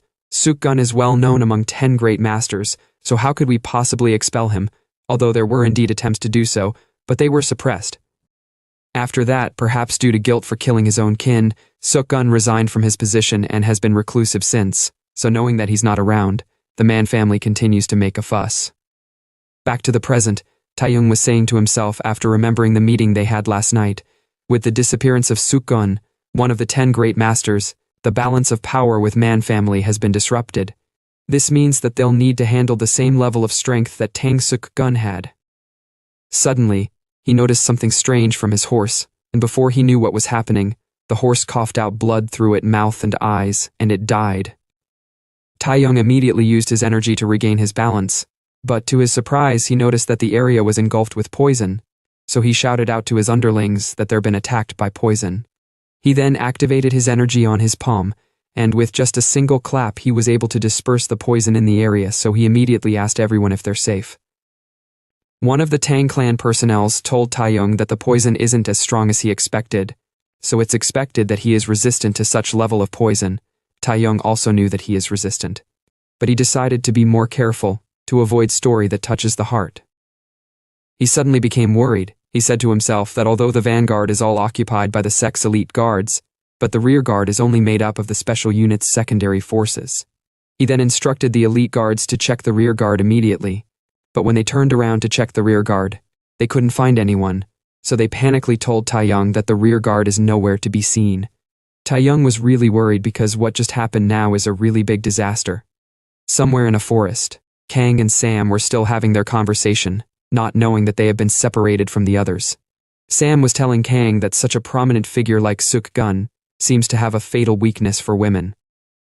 Kang smirked while saying that such term like fatal weakness for women is often covered up with the term heroic romanticism, but Sam told him that the problem is that he wasn't just someone who liked women. Rather, he was a complete fool who didn't know how to speak to women properly. He then said to Kang, "Think about it. How could a person who spent his life locked away, dissecting poisonous frogs and insects, ever woo a woman? There were even rumors that his stench was worse than that of beggars." Kang suddenly told him to stop. He looked around. He said to himself with a worried look that he got so caught up in the conversation that he didn't notice the signs. He then told Sam that they are completely surrounded. At first, Sam had no idea what Kang was talking about, but after focusing his senses he later understood what he was saying. Kang then told him that over there something amazing has appeared. At the same time, Taeyong was surrounded by the people from Man tribe. One of the tribe members told Taeyong that he can't enter from here on out. Taeyong asked him what kind of bullshit he is talking about. The place has been under the control of the Tang family for a long time. The tribe man asked Taeyong if he is from the Tang family. Taeyong replied. He told the tribe man that he is Taeyong, an officer from the special unit of the Martial Alliance. He had been sent to mediate the conflict here. So he wished to speak with their leader. But the man told him that the great chief does not wish to negotiate. Taeyong was quite pissed at the damn pests who were always interfering. He then angrily activated his energy. The stare from his eyes, and the energy he was emitting at that moment was able to stun the tribesmen. One of the tribesmen found Taeyong's skill to be amazing since he was able to take down his opponent with just a gaze. Taeyong then asked them if they came all the way from their tribe just to bicker with a mere subordinate like him. He then told them to prepare to risk their life if they want to keep blocking their path. But despite the fact that Taeyong was suppressing the tribemen, one of them told Taeyong with a very strong resolve that whether it's the Tang family or the Martial Alliance, they won't be able to do anything on their land. But before he could finish his words, Taeyong angrily charged out and he grabbed the guy by his neck and slammed him to the tree, shattering the tree into multiple pieces. The other tribesmen immediately rushed to attack him. Taeyong activated his energy to counterattack. He then grabbed the guy who was flying to God knows where by the leg, and bang, he slammed him on the floor. At the same time, one of the rearguard elites were happy at the fact that they have a real expert with them. Two of the tribesmen rushed to attack Taeyong from behind, but Taeyong grabbed them by the neck, rendering them useless and unable to move, but suddenly, an attack was shot directly at him. So he jumped out of the way to escape the attack, which caused quite the explosion upon impact with the ground. Sam then asked Kang what the hell just happened. Kang told him that it seems like they finally arrived. Sam worriedly told Kang that it seems like something is happening on the front line. He then said, "Shouldn't we hurry and join them?" But Kang told him that there is no way they can join them because they are surrounded right now. Sam added with vigor, "Then we need to break through the encirclement." Kang told him that, although they are surrounded, but they're not attacking, that means that they don't want them to interfere. They probably just want to deal with the Tang family, so he told Sam that they should wait for now. And Master Taeyong might find a way to solve the situation. Sam was happy since Taeyong is a high-level expert who has reached the state of harmony, so there's nothing to worry about. But Kang said to him, "Are you sure he's at the harmony state?" He then said to himself that if Taeyong can properly use what he have taught him, then he would be able to survive even if he's not at the harmony state. At the same time, at the place where Taeyong was, the person who shot the attack earlier, was the great chief of the tribesmen who just arrived on site. The chief then walked towards Taeyong. His steps alone was making the ground tremble. Taeyong asked the chief if he's finally willing to talk, but the chief told him to step back because they will not concede the land. Taeyong was like, "Is there any need to be so rigid? We're just trying to get along." The chief then said to Taeyong that there was someone who came here in the past saying those same words. Using the excuse of researching poison, he defiled our sacred land. He killed innocent tribes and destroyed this land. Taeyong then asked him if the person he is talking about is from the Tang family. The chief replied yes. He can't just reconcile with such an enemy as if nothing happened because there is too much accumulated blood and hatred for that. He then told Taeyong to be careful that they are not taking revenge. So he should leave at once. Taeyong was quite speechless. He said to himself that what is the Tang family really doing here? He told the chief that he understand his position, but with that attitude of his they'll only keep spilling each other's blood. His words really pissed the chief off, so the chief then moved at a very high speed, and he appeared in front of Taeyong with an attack, but Taeyong blocked the attack with his hand. He excitedly said to the chief that he had been waiting for this moment, because negotiation is much easier when fighting. Taeyong then launched a swift punch at the chief, and bang, there was a collision, but for a moment no one knew who won the fight, but to Taeyong's surprise, the chief blocked his attack with just one hand. The chief was like, "You're not in the state of harmony based on the strength you've displayed." At that moment Taeyong was sweating in fear. He then retracted his hand and he stepped back immediately. Taeyong said to the chief, "How did you know that I am not at the harmony state?" The chief replied, "I have met one, a high-level expert in the state of harmony, and I have even killed one," and so, within the blink of an eye, he appeared behind Taeyong. Taeyong immediately used his elbow to launch an attack, swiftly turned around to attack the chief, but with just a single palm the chief sent Taeyong flying, making him cough out a huge amount of blood in the process. Breaking multiple trees with his back due to his falling force, and bang, he finally stopped after landing on a tree. Taeyong, with his big stature and muscles, was rendered to waste. He was shaking all over due to the pain. He then used all his strength to stand up. He couldn't believe that the chief killed a high-level expert in the state of harmony, since there is no way that someone who is trained in such a remote place defeat a high-level expert in the state of harmony. Taeyong then went on his knees since he no longer got the strength to stand. At the same time, Jichong was playing with a frog somewhere within the forest, until she felt a sudden tremor. Even Sam felt the ground shaking, but when he turned around to talk about it to Kang, he realized that Kang wasn't there. Kang was running at an incredible speed towards where Taeyong was. He said to himself that the Men tribe might be too much for Taeyong to handle. He then increased his vision range to see what is happening. At the same time, the chief told Taeyong that he'd use him as a warning so that others won't come to their land again, and as he was about to strike Taeyong, he felt the presence of someone looking him from the forest. So he immediately turned around to see who it was. He could feel that the person was strong, so with a worried look on his face, he wondered who the person was. He never expected there would be a master hiding in the background. Without so much of a thought, he told his tribesmen that they're retreating. He then told Taeyong that he's letting him leave today, but he should remember clearly that today he didn't use the 1,000 poisons. The Tang clan members were in shock as soon as he mentioned the word 1,000 poison. Kang also heard what he said, so he wondered what the hell is 1,000 poisons. Nighttime, at another scene inside a house, Taeyong coughed out blood while being treated by Kang. Kang told him that his internal organs are completely damaged. It's fortunate that he have the proper antidotes to cure the poison of the Sichuan Tang clan. Taeyong told Kang that there's no use treating him since he would just lose again if he was to fight the chief. Kang mockingly asked him if he is angry. Taeyong replied angrily that if it weren't for the restrictions placed by you I would have won, but Kang told him that he would still have lost with or without restrictions. Taeyong knew that he would be unable to defeat the chief, because the chief said he had killed a high-level expert in the state of harmony. He then asked Kang if that expert could be perhaps Suk-gun. Kang replied, "It's highly likely if the great chief wasn't bluffing." Taeyong then said, "The chief mentioned having the 1,000 poisons of the 4 deadly poisons earlier. If he really has the poison, then he killed Tang Suk-gun to acquire the 1,000 poisons." Kang was like, "If that's true, then it's a serious problem." Taeyong was angry at the fact that the Tang clan are still hiding something, so he became furious and he was ready to deal with them immediately. But he suddenly felt a sharp pain all over his body. Kang told him that with that body of his, he won't make it 10 steps before dying. He then told him to hold on. He placed his hands on Taeyong's back to scan some areas. He told Taeyong that right now an emergency treatment is necessary.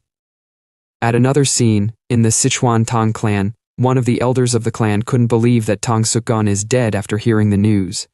He lashed out, saying that there is no way one of the top 10 experts would lose to a mere tribal chief in the outskirts, so it doesn't make sense, so he told Taeyong that the chief is probably bluffing. Taeyong said to himself, and he was like, ugh. At times like this guy really need to shut his mouth up. He told the elder that the great chief talked about the 1,000 poisons, and he spoke as if he possessed the 1,000 poisons.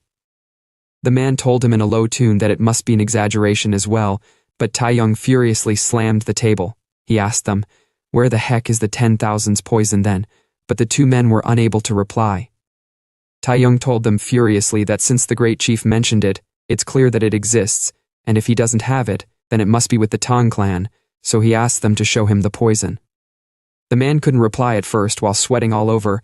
He asked Taeyong what he intended to do with the poison. Taeyong replied, unfortunately, that's the only way to deal with the great chief. The two men's face immediately went pale. At the same time, Kang was watching them through the roof undetected. He said to himself that if the 1,000 poisons are in the Tang clan, then what about the 1,000 poisons the great chief has? Which one is real or fake? While he was on the roof, Jishong saw him standing there. She was comparing the standing image of Kang with that of the person that rescued her from Huigon. Kang then jumped down from the roof while dancing in the moon, and he swiftly landed on the ground, but he never expected to see Jishong. He was hoping that the Tang elders wouldn't notice that he used the celestial eavesdropping technique to spy on them. He then told Jishong to allow him pass through, but as he was leaving, she stopped him. She said to him, you must be Officer Taeyong's disciple. She then addressed herself as Yi Jichong of Hwasan. Kang told her that he have heard her name before, and she's known to be Hwasan Rising Star. But she told Kang that such a title is too grand for her. Kang told her not to belittle herself since she killed the head of the Changjiang Waterway, and even defeated the top disciple of the Shadow Master Huigon. So with such achievements, she certainly deserved the reputation. But she told him that the results of the martial competition cannot be considered a true reflection of her abilities. She then said to him, didn't you spar with Madan before me? Kang immediately swallowed his saliva. He shyly told her that it was just a warm-up. She added, besides, she was almost killed by Shadow Master Huigon, and she barely survived with someone's help, so no matter how much they praise her as the future of Hwasun, her martial skills is still at a pitiful level. Kang looked at her without saying anything for a moment. He said to her, it might be presumptuous of me, but he would like to offer her a piece of advice. He told her that her plum blossom swordmanship has undoubtedly reached a significant level. However, it feels like she have built a solid fortress, becoming rigid and unable to move freely. And it was as a result of her following her master's teachings too faithfully. She was amazed at his accurate deduction. She then remembered when she told her master to please demonstrate once again the technique he just performed, since she haven't perfected it yet. But her master told her that only someone that is trying to become a puppet would want to achieve perfect mastery. Kang then told her to unleash the plum blossom sword technique against him. She never expected him to teach her, but she decided to play along. She then activated her plum blossom swordmanship, and she charged out to attack with her sword pointing directly at Kang, but Kang dodged it with ease. He told her that she mustn't just watch while swinging her sword, but she must move while observing. Respond as she move, and not try to draw the plum blossoms. She should let them bloom naturally on their own. And so, he told her that what he have taught her is the essence of dynamic stillness, but their face almost touched one another while practicing. They both blushed, and they immediately turned around. Taeyong then decided to take his leave. He then jumped through the buildings. On his way he told her to keep improving. But when he left, Jishong was all alone, not understanding a single thing he just said. At another scene in the Men tribe, the great chief was meditating.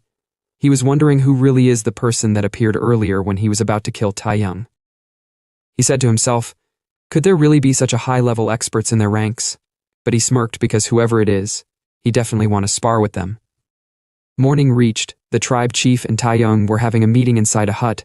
The tribe chief has his own guards, same goes for Taeyong.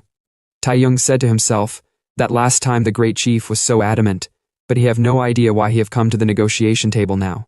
So he wondered if the great chief was trying to build a friendly relationship. The tribe chief scanned around, but he couldn't find the high-level master that he detected earlier among their ranks. Their negotiations started. Taeyong told the chief that they are not here to conquer their land. Rather, the Tang family and the Myeonghong sect want to properly divide the rights to the forest, but the great chief smirked. He told Taeyong that he doesn't have the leverage to negotiate with them. After he barely survived last battle, he then stood up and told Taeyong with vigor that their decision remained unchanged, so he should leave their land at once. Taeyong was pissed by his words. He immediately brought out something that seems like a gun, and he pointed it directly at the great chief. He told him that only if the situation changes. Until then, they have gained the leverage for negotiation. At the same time within the forest, Kang was swiftly moving through the pillars. He landed on a pillar, observing the resident located deep down. He smiled since he had finally found what he is looking for, but he suddenly saw an intense explosion some distance away from him.